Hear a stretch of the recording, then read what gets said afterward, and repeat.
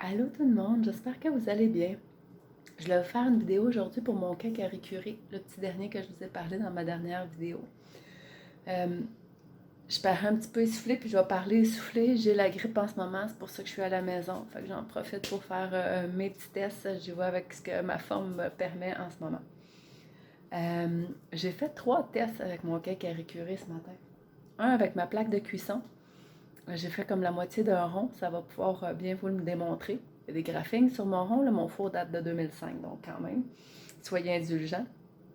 J'ai fait brûler, non, pas complètement, une petite confiture de prune, donc mon chaudron était bien collé, elle est bonne pareil. J'ai fait la moitié de mon chaudron, au point que ça faisait même partir, quand on lave pas de sans SOS, tout ça, des fois, il finit par avoir une accumulation dans le chaudron, un petit peu rougeâtre, brunâtre, là, qui s'accumule là, au niveau des métaux.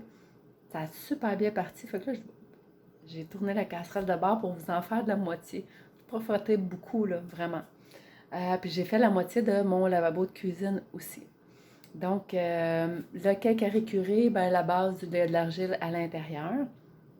Donc, c'est sûr que quand je vous ai présenté les beaux petits plats, je peux vous les montrer ici, là. Je vais aller en chercher un. Quand je venais tout juste d'écouler, quand je vous ai fait la vidéo.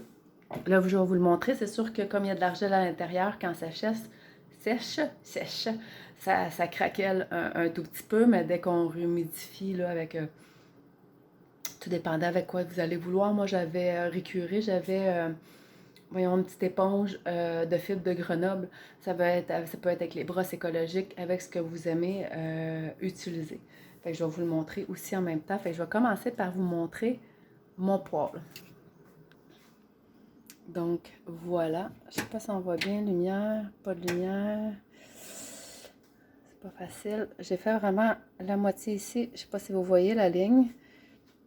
Je vais vous le montrer sur différents angles. On voit bien là, la saleté ici là, qui est accumulée là, à force de faire de la cuisson. Et ce qui est parti de l'autre côté, là, je pourrais venir frotter encore un petit peu plus sur la tache qui est ici. Je vais revenir tantôt, mais ça a été quand même, là, ça c'est de la graphing, c'est pas taché, c'est de la graphing avec le temps. Même, j'ai fait celui en arrière, il est redevenu beau, comparativement. Si on regarde celui de l'autre côté, ça vous donne une idée. Voilà, comme ça ici. Là, je vais me diriger. Voilà le cake à récurer un coup qui a séché. Fait que vous voyez, ça fait des craquelles, mais c'est bien dur. Là, moi, je me l'étais fait dans un autre contenant. Fait que vous voyez, dès que j'ai réhumidifié, on l'entend, là? Dès que j'ai réhumidifié, les craquelures sont toutes parties. Donc, on voit la petite partie là, abrasive ici qui est dans le cake à récurer. Donc, je vous montre mon chaudron. Tadadam! Voilà ce que ça a donné. C'est ça, je vous disais, à un moment donné, avec le temps, là, que ça finit par tacher les chaudrons. Et comme je me suis amusée avec l'autre côté, écoutez, j'ai vraiment pas frotté beaucoup, là. C'est quand même assez surprenant. Et mon lavabo, le lavabo, on voit moins dans la vidéo. Ma ligne, on le voit, la ligne la plus propre, elle est là.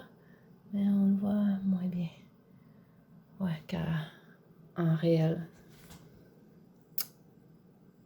Bref, ça fonctionne vraiment bien, là. Moi, je le vois à mon œil.